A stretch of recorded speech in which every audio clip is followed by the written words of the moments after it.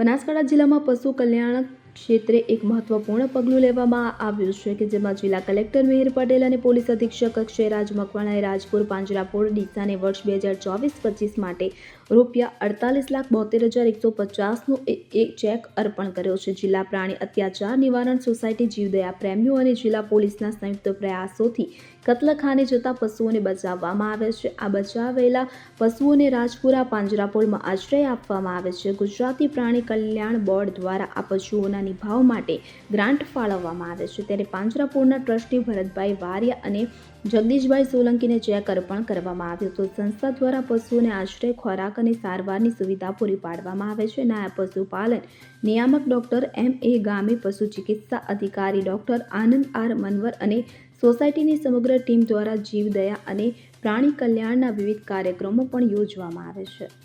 Bureau report CN24 news.